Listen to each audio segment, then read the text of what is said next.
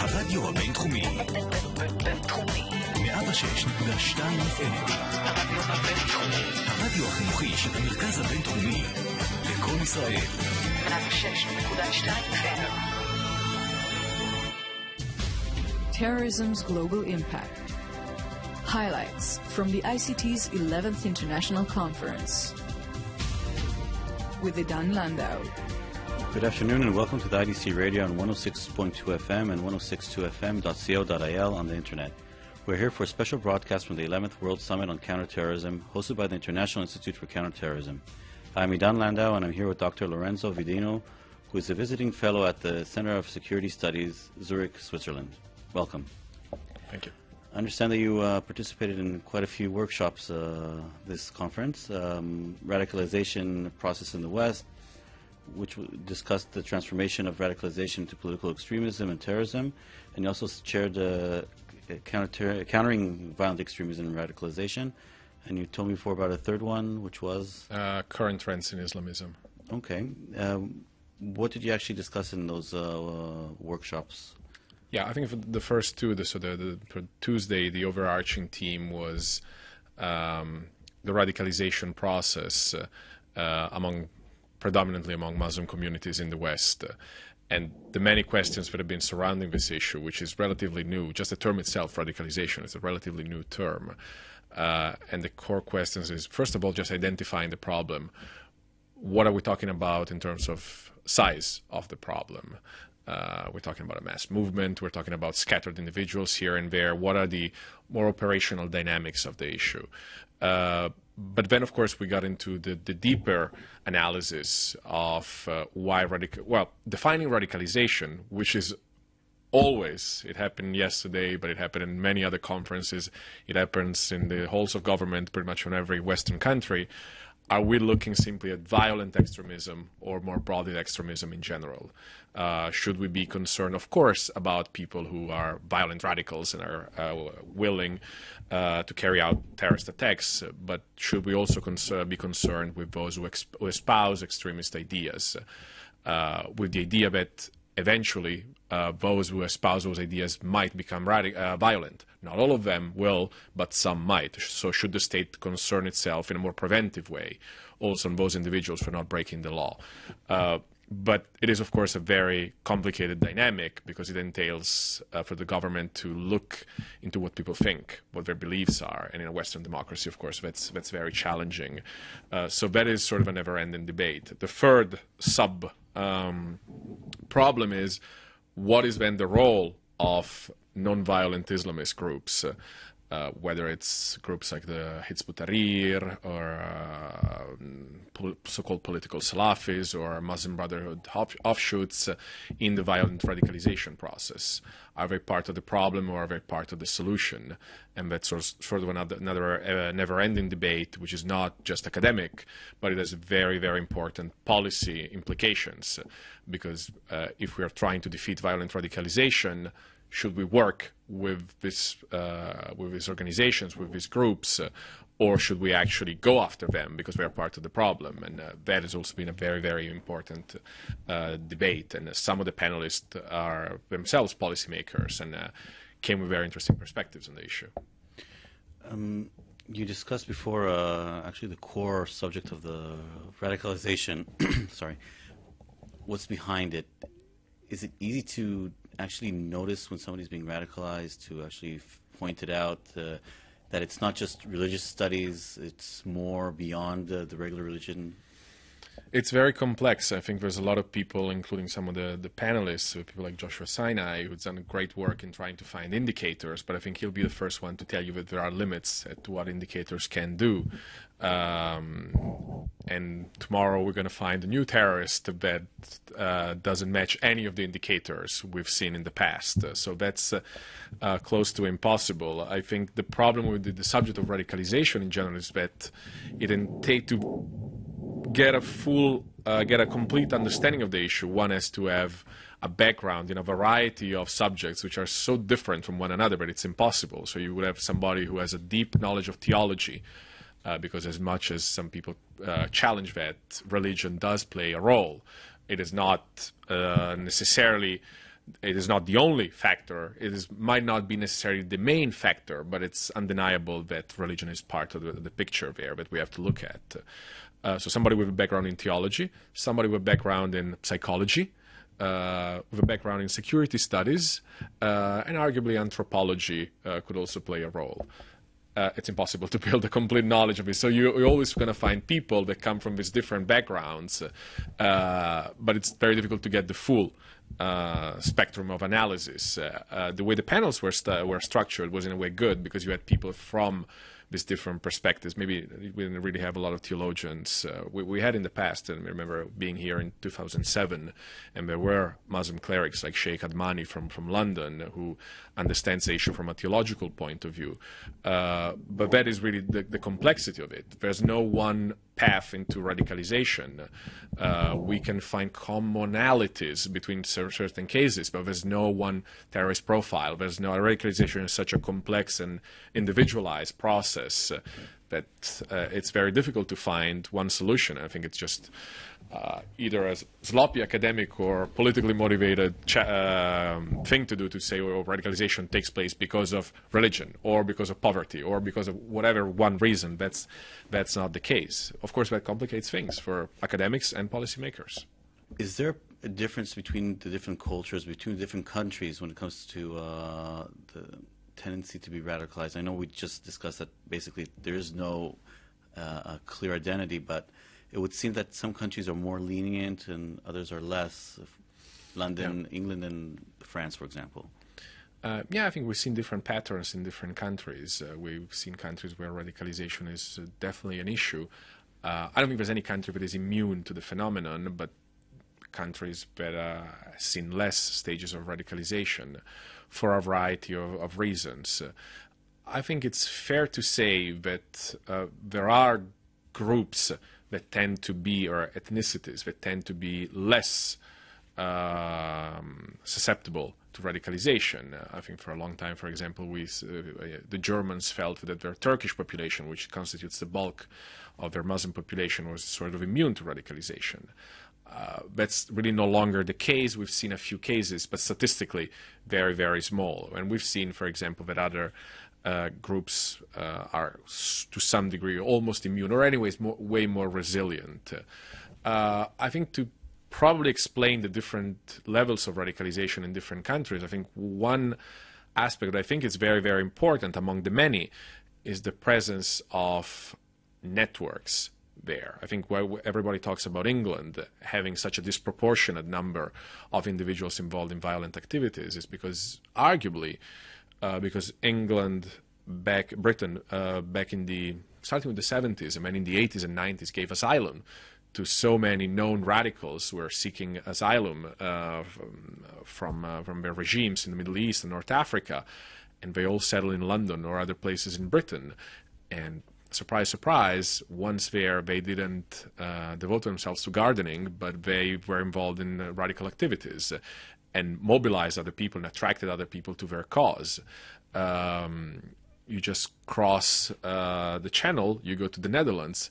That really never happened for a variety of reasons. Very few people went to the Netherlands in terms of this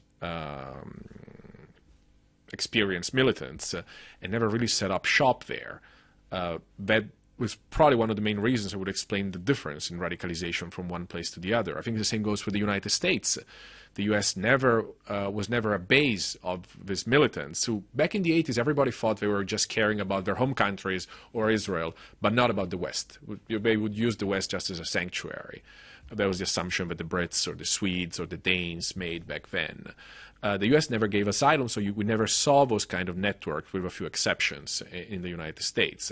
I think that is one of the reasons that would explain the difference in radicalization. I think to add complexity to the issue, you would also have to take into consideration just the socioeconomics, the ethnic background of the population. We mentioned the Turks earlier, and to some degree also policies implemented by different governments. Is this basically what both Merkel and Prime Minister Cameron said when they said that multiculturalism is dead, that it actually failed? Yes, absolutely. I think that they broadened the issue, and here we have this very complex overlap to some degree of whether we're talking about integration, social cohesion, polarization, or violent radicalization.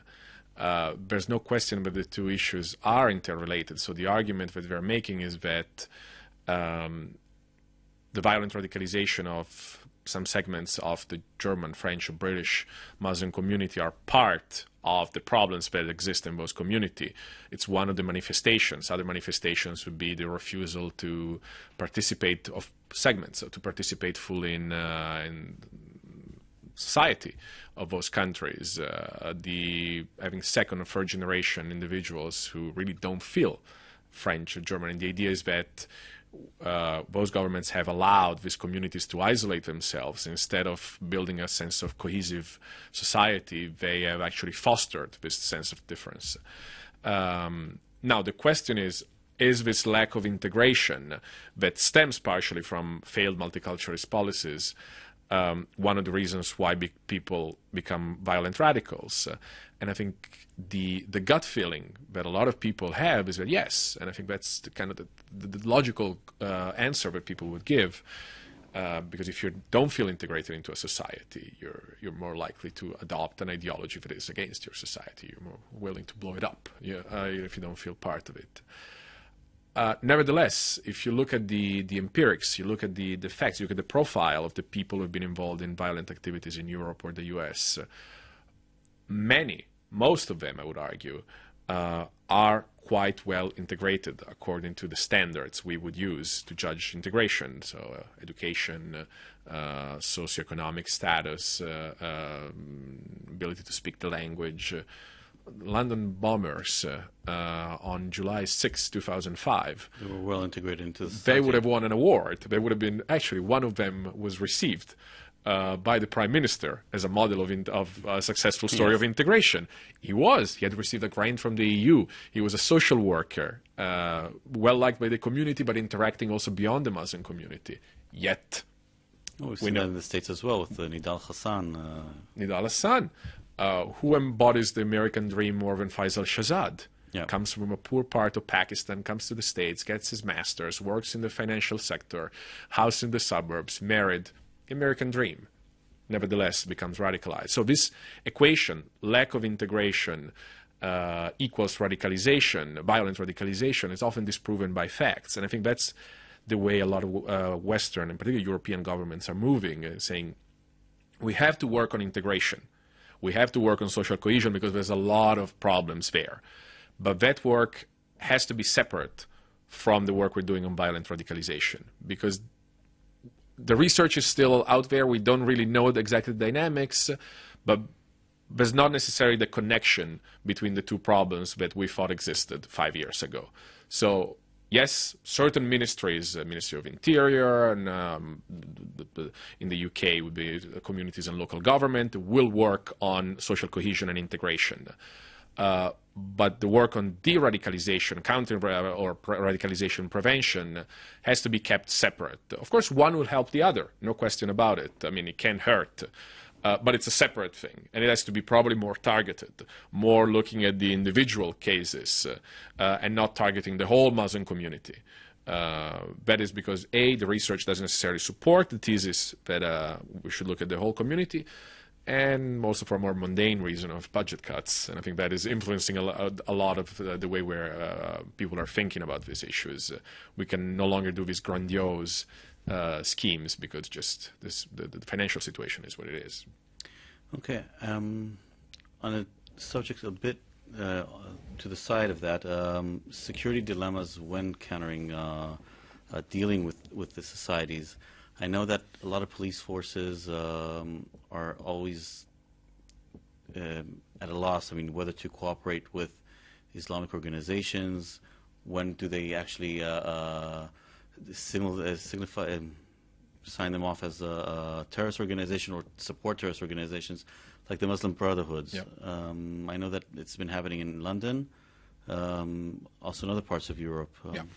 Well, the debate varies exactly what we are saying, part of the problem or part of the solution. And I think you had one part of the debate that says we might not like what they say, their views might be abhorrent, but let's be realistic, let's be pragmatic. They are the ones who are most likely to reach the 16-year-old who wants to blow himself up tomorrow. So very tactical work with them. But some people who take it to an additional level and say, we're actually good guys, they're pro-integration, there's no problem with them, so we should work with them. But the idea is we should work with them. And it has happened. It has happened in the UK, it has happened in other places. The counter-argument to that is that, first of all, yes, they can occasionally help in de-radicalization, but A, it's only occasional. It might happen, but in many cases it might not happen. B, rather than being firewall in radicalization, preventing the radicalization process from going forward, they are actually, in many cases, conveyor belts. They favor the radicalization process by creating a certain narrative which, brought to its logical consequence, leads to violence. And third, we should take into consideration the implications for integration and social cohesion. So perhaps we might achieve some result in the short term in the security field, but that result would be offset by the long-term implications of working with these organizations and empowering them, giving them political legitimacy, financial support. We are empowering groups that have an agenda that rounds counter those of the government, both on the integration and arguably even on the security, in the security field. I think the Brits have moved actually a long way from what they were, where they were in 2005, 2006. If you read the new Prevent strategy, they openly say, we screwed up, we made a mistake. We're no longer going to be working with these groups. These groups are part of the problem. In a free democratic society, they are allowed to say whatever they want as long as they are within the law, but they are free to espouse their views, but the government will no longer work with them, will no longer provide them funds, will no longer partner with them. I think that's the direction that the British government has moved. And that is because we built an expertise. We just learned trial by error. They learned more about the ideology of these groups, and they also learned that they really don't deliver that much. It's not just an ideological realization about the social implications of working with these groups, but it's also, from a security point of view, they might occasionally deliver, but in many cases they present themselves as the solution. Yes, we are able to counter radicalization. They're not. These are self-appointed representatives of the Muslim community who have only very limited sway in the community, and particularly with those who are most likely to radicalize, they're not going to be listening. We've also seen that a lot of times when they do speak out, the community comes out, or the radicals already say, well, they don't represent us. Absolutely. They have no right to speak for us. Absolutely. They consider them sellouts. They don't listen to them. It's a no-win situation, basically, for the government in that sense. Yeah, absolutely. So there's a slow realization of there's no point in working with these organizations. I think there's still an idea that there are some small, occasional, case-by-case, tactical, I wouldn't even call them partnerships, cooperations, because at the end of the day, you have to be pragmatic. And if you realize that in that specific situation, working with partners that are not ideal for a variety of reasons might serve the purpose, I don't think we should be ideological and preclude the possibility of working with them. I think we have seen a few cases. We're getting to well beyond the empirical and into the anecdotal, but cases in which working with less than ideal characters works in de-radicalization. But the mistake that was made in the past was going well beyond that and empowering these organizations as the gatekeepers to the Muslim community. So there's a huge difference between this engagement and empowerment. And we've tilted, in the UK they tilted to an empowerment in the past, and I think now the pendulum has swung in the opposite direction, and it's probably going to settle somewhere in between eventually. I think the Netherlands, in a way, has a more sophisticated approach to that, much more balanced. Do you think it's possible to counter radicalization, specifically in the West, in Western societies, with all the civil liberty laws? It makes it very, very complicated. I think it's a field that really started only a few years ago. It's a lot of trial by error. There are, first of all, some lessons learned from the past where it did work with not with jihadists but with other groups. whether it was the Red Brigades in Italy, whether it was neo-Nazis in Scandinavia or in Germany. There's a lot of success stories, a lot of failures, but a lot of successes as well. Of course, it is quite complicated. I think here we have additional problems. The fact that it has to do with religion creates an additional layer of uneasiness and legal and political challenges. The fact that governments don't really have the knowledge on this issue, have to rely on partners, and we get back to the dilemma of what partners to choose. But we've seen cases, if we're talking specifically about de-radicalization, so it's two different things, it's de-radicalization, radicalization prevention, but if we're talking specifically about de-radicalization, there's anecdotal evidence of success stories. In the Netherlands, they had a couple out of a sample of maybe a dozen. So we're talking about very small numbers. I think there's only very few countries that are trying de-radicalization.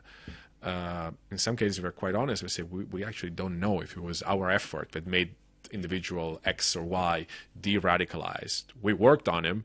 He de-radicalized. Is there the causal effect? We don't know, probably, but not sure. So I think there is a possibility. I think the preventive side is where most governments have focused most of their efforts. Their assessing effectiveness is even more challenging because there you have to prove a negative, that people did not radicalize because of what you did. It's, of course, close to impossible, specifically in a short time frame. But I cannot imagine that some of the efforts that have been made can be negative. Empowering certain organizations. I think in the UK, one big, probably unintended success has been that of the prevent strategy, has been the emergence of a variety of voices within the Muslim community who challenge Islamist ideology from different perspectives, from a secular perspective, from a religious, theological perspective, from the perspective of those who were actually Islamists themselves, people like the Quilliam Foundation, who are former Islamists themselves, who now challenge Islamism. All these people have emerged over the last few years, partially because of government intervention and support that these organizations have been given. So a lot of mistakes have been made, but there have been success stories. And I think now the debate on Islamism is significantly more balanced in the UK, thanks to all these voices that have come out.